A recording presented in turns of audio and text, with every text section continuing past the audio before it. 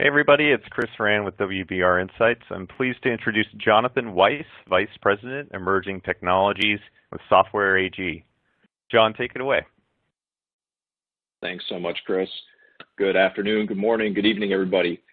Really appreciate you taking time out of the day to be here with me. I know with everything going on in the world, everybody's calendars are probably booked beyond belief, so I certainly can empathize with that. So thanks so much for taking the time to be here. Like Chris said, my name is Jon Weiss, and I am the Vice President of Emerging Technologies here at Software AG. What that means is basically I'm responsible for anything and everything related to IoT, analytics, and making assets in the field connected anywhere in North America. So really excited to be talking to you today about how folks are maximizing the value of their assets by using predictive maintenance and predictive analytics at the edge. So before we get into it, before we get into specifically talking about edge analytics, I want to just level set a minute and talk about this idea of IoT and kind of the connected enterprise. Now, when a lot of people talk about IoT, we hear stats all the time about 70% of projects fail and things maybe don't always work out so well, which I think is how a lot of people picture IoT projects as kind of science projects maybe. But I really like this slide from some of the stats here from Gartner that put a bit of a different perspective on the table. And these are some really impressive positive stats where 63% of CEOs perceive IoT to have a significant material business impact. And at least 42% of organizations have deployed at least one IoT use case already in the field. Last but not least, really impactful one for me, 80% of organizations that have actually tried this, have actually implemented edge analytics and IoT use cases overall. 80% have realized greater value than expected. I love this slide because it really tells us that it's not just science projects anymore, right? People and organizations are actually adopting this kind of technology, and most importantly, they're seeing material business value in return. And so what are people actually doing with this, and why are people investing in edge analytics and IoT? Well, there are 4 areas that I see across a multitude of industries right now in the market. The first one being increasing production quality. People are trying to reduce quality defects in manufacturing. They're trying to bring better products to market. People are also trying to bring new products and services to market, the blank as a service, if you will. That's a big driver for this. And folks are also looking to improve operational efficiencies. How can we be better, faster, and more cost-effective? And last but not least, people are looking to overall improve customer satisfaction. These are the 4 primary drivers that I see in the market that are pushing people to try and to adopt IoT and edge analytics. And so when we talk about IoT and edge, well, what does this really mean in practice, and how does this look, right? So here's a high-level look of the landscape. Way out on the left, we have what we call our IoT endpoints. These are things like forklifts and machines in a factory, maybe on an assembly line, or maybe the entire factory, or even tractor trailers and trucks and fleets of vehicles. Way out on the right, we have all of our enterprise applications that make up our legacy systems, our MES, our ERP, our CRM systems. And then in the middle, kind of the glue that brings those two together, it's a lot of the IoT things that we talk about today, IoT platforms, analytics and dashboards and all that good stuff.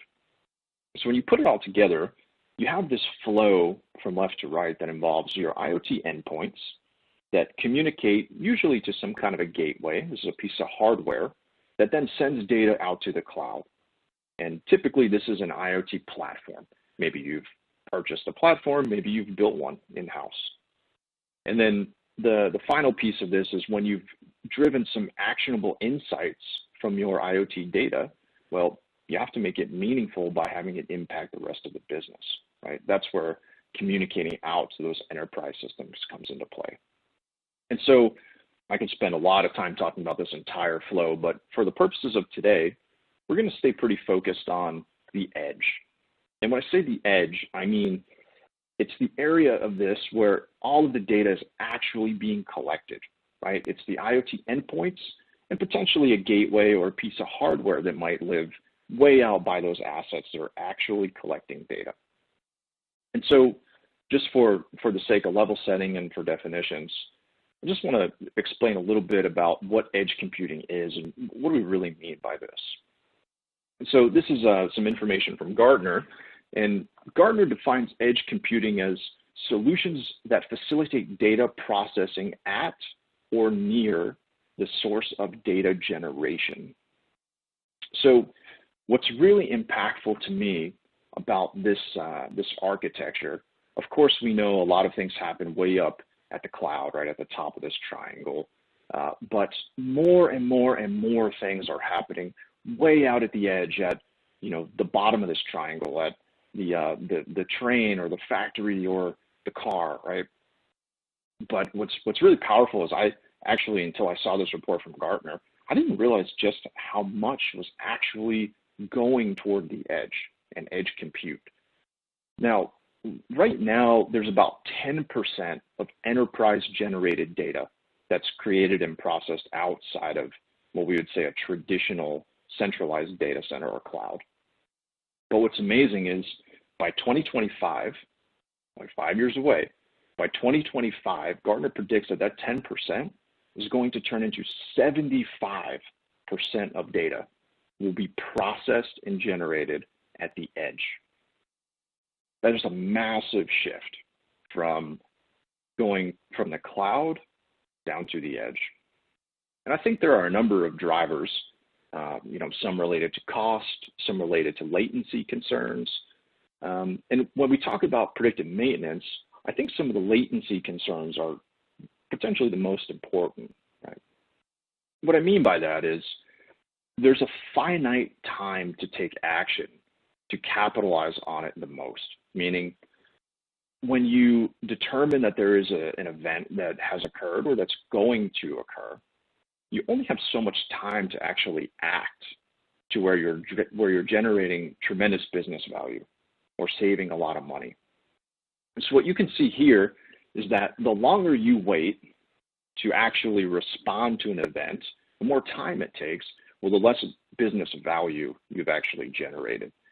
And in fact, in many ways, this should probably go into the negative, right? Because if you wait too long, you start to cost people money, potentially your own organization, potentially your customer's organization.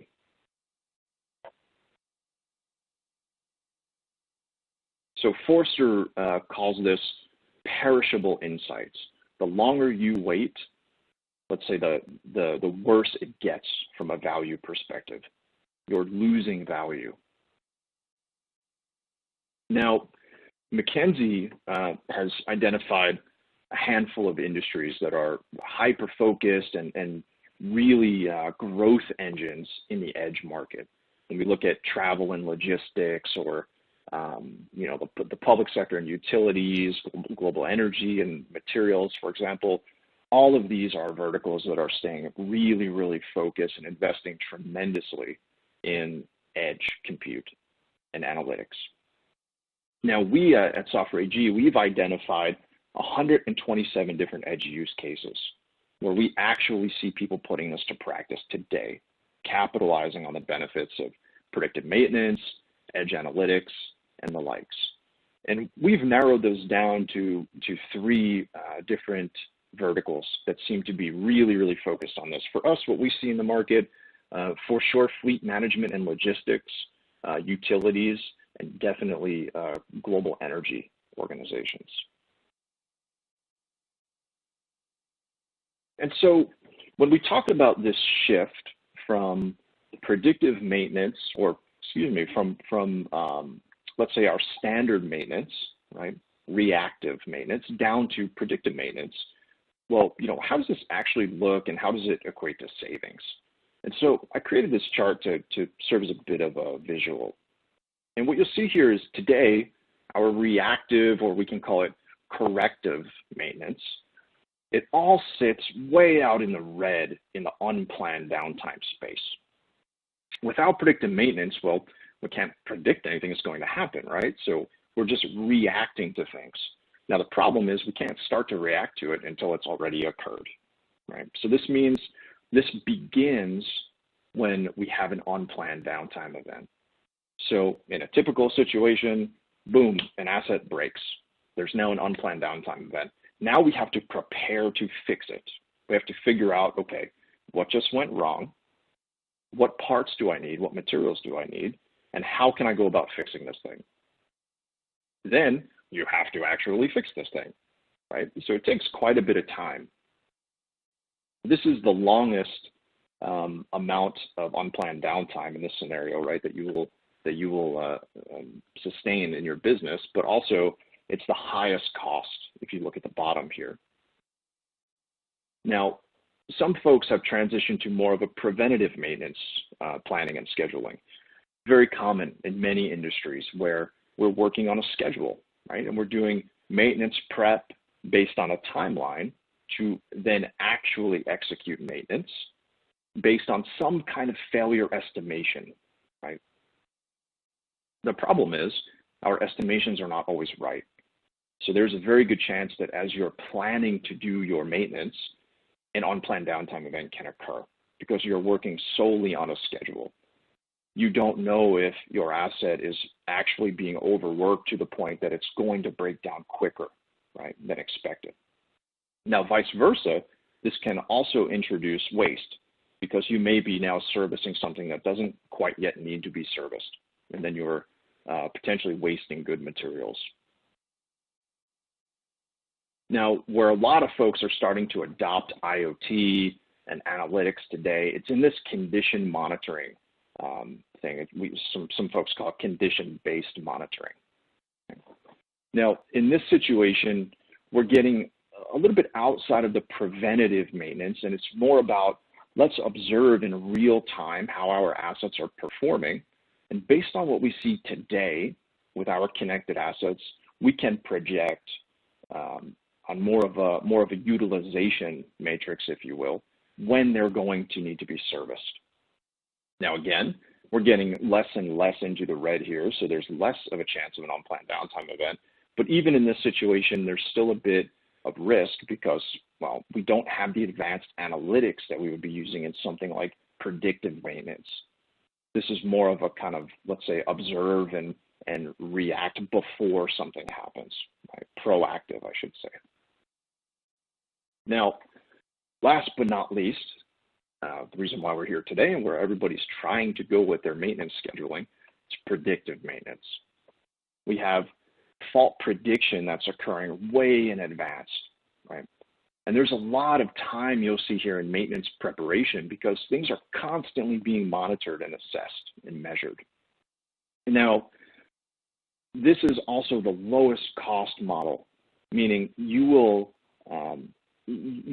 see the least maintenance costs associated with this because you're getting way ahead of the unplanned downtime event to the point that there's very unlikely chance you will suffer an unplanned downtime. Because predictive analytics, they're going to tell you with very high confidence how much life or service time is remaining for that asset. Really powerful matrix to understand, exactly the impacts that this has, not only on unplanned downtime events from a production perspective, but also cost to the business. So it's great stuff. It's exciting. Everybody wants to do this, and here's why, right? There are business needs, and then, of course, there are benefits that this will bring to you.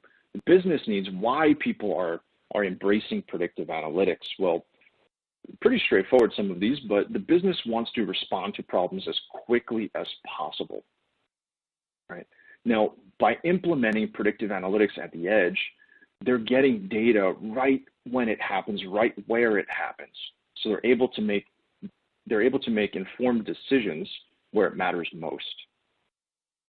Now, of course, organizations also want to increase first-time fix rates, right? They want to reduce the amount of times that they have to roll a truck, get on site, realize they don't have the right equipment, go back, get the right equipment, and then go back and forth, right? This, of course, is not ideal. So, having something at the edge that not only is assessing these predictive insights, but also being able to automate the initiation of people getting out on scene, dispatching field services, maybe even automating the process of procuring replacement parts, right? All of this stuff is becoming a reality. And of course, organizations also want to reduce cost of service. Right? So, having this predictive implementation, you can bypass, call centers and get more to streamlining the way folks get on site. There are, of course, some pain points here and some barriers to entry that you should be mindful of. So a couple pain points, we as businesses, we're under pressure to get started with IoT and prove a return on the investment very quickly, right? Now, how do you combat that? Well, you have to find a platform that specializes in rapid solution development, something that's easy to use that will get you out into the market quickly, something that has out-of-the-box applications to help you get up and running fast. And another pain point, IoT platforms, typically they only offer a kind of a thin slice or a piece of what's needed. Now, when you go into the market and you're looking for a solution to combat this one, really important to find something that has self-service analytics. So you can build your own analytic models. You can draw your own conclusions about your data. Now, specific pain points driving edge analytics in particular. Some barriers to entry, some pain points. Folks out there are seeing that there are deployment constraints with a lot of technologies on architecture and infrastructure. When you're looking to combat this, really important to invest in a technology that has a uniform, let's say, underlying tech stack or uniform deployments across wherever it is that you install the solution, right? You want to be able to write analytic models one time and publish it anywhere in your enterprise, whether it's at the edge or whether it's in the cloud. Another pain point when we talk about edge analytics is, of course, the connectivity. That's always a concern when we look at assets in the field that may have weak connections, intermittent connections, or sometimes no connectivity. And so that's why edge is so important and why people are going back down to the edge and processing data there versus the cloud, because they're very concerned that intermittent connections or potentially no connection at all can bring some mission critical activities to a halt. And for these reasons, people really love Software AG's CUMULOCITY IoT. We've built this on let's say 3 common themes, our platform. It's rapid deployment. It's really, really fast and easy to get started. Open and independent, meaning, you can seamlessly use our technology in your existing landscape, whether it's IT or OT landscape. Everything is API exposed. It works with all of the stuff that you have today. And most importantly, it's independent, which means you can run this in any infrastructure you choose. It can be in Azure, it can be in AWS, it can be even in Asia and Alibaba, or in a private data center, or within the 4 walls of a factory. The same product, the same code runs everywhere.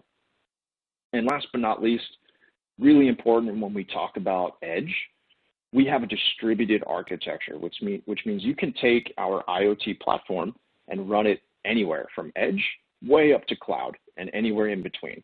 And you get the same code base everywhere. So you do the work one time and deploy it anywhere. Now, here's just a few more key points on some of these things. So when we talk about open and independent, right, people love the freedom to choose their own infrastructure, their own deployment methodology. That's why that's such a big driver for us. Rapid and self-service, we're talking about the ability to prove value in minutes or days, right? Not months, not years. Really easy to get started. And when we talk about distributed architectures, right, we're talking about common APIs throughout the entire landscape. Wherever you deploy this, write it once, deploy anywhere. So it's really exciting technology, and you know, I'd love an opportunity to show you a few different ways that our customers are capitalizing on this and actually generating real tangible business value from our solutions in the edge analytics space. So with that, I'm going to jump into a video here, a real brief video, and it's going to show you firsthand just how one of our customers is using this today. Equipment analytics. Analyze, understand, and predict the paint process. Visual analytics. View and analyze the data. Streaming analytics. Rule-based anomaly detection. Batch analytics. Self-learning process monitoring.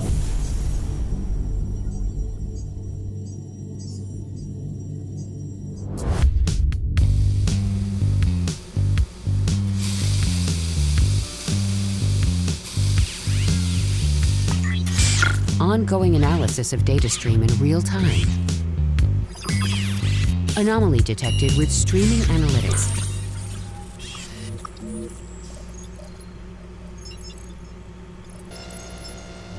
Material flow interruption detected.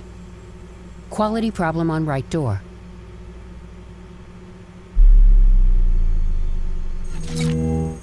Interrupt production. Debug the system.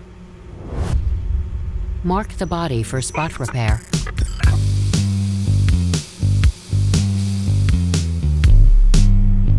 Continue production with next body. Track equipment data. Batch analytics.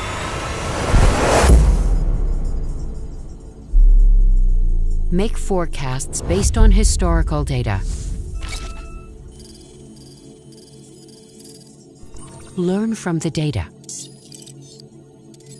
Building artificial intelligence based on millions of bytes of processed data. Make a time to event forecast.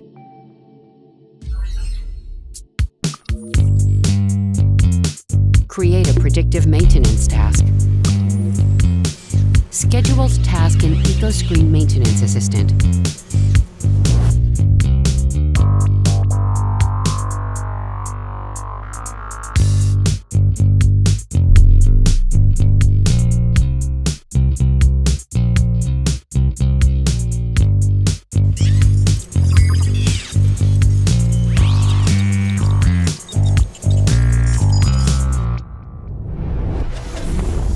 Equipment analytics. Stay transparent. Stay efficient.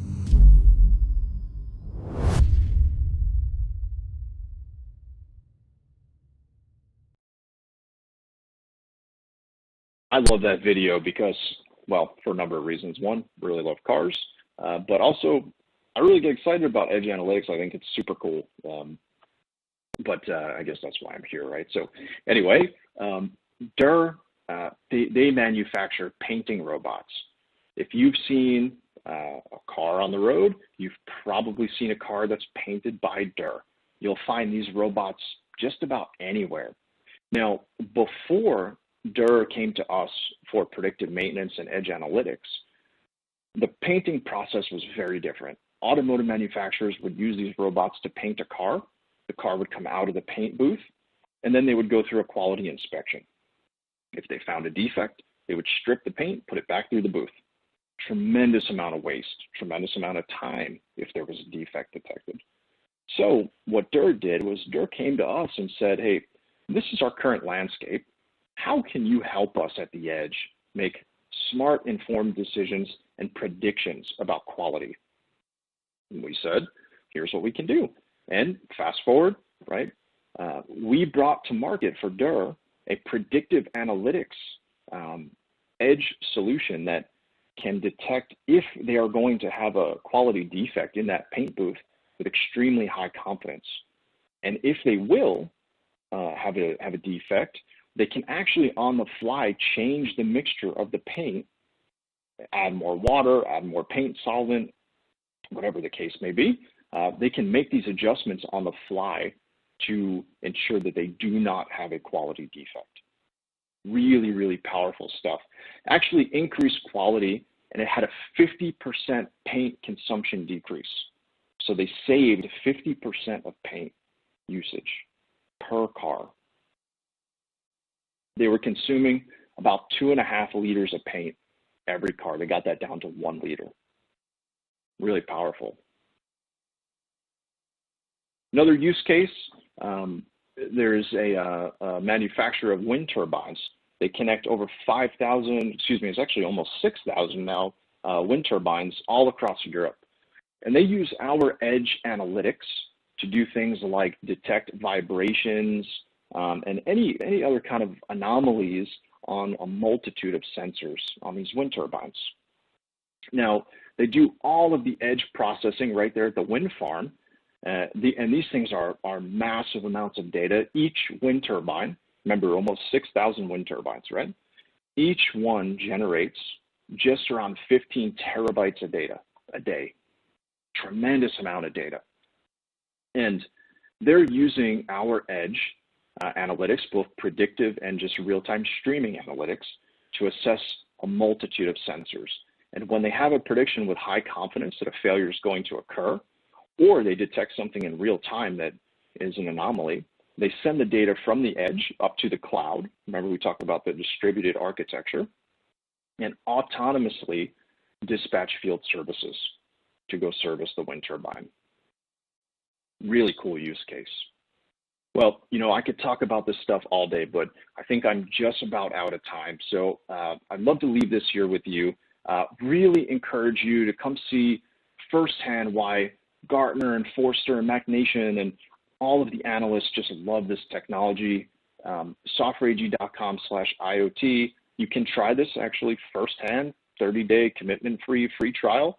If you're just interested in learning more about it, that's totally fine. Also, we have a ton of real useful links and helpful information, even developer resources there too. So with that, thank you all very much for your time, and I hope you enjoy the rest of the sessions. Thank you.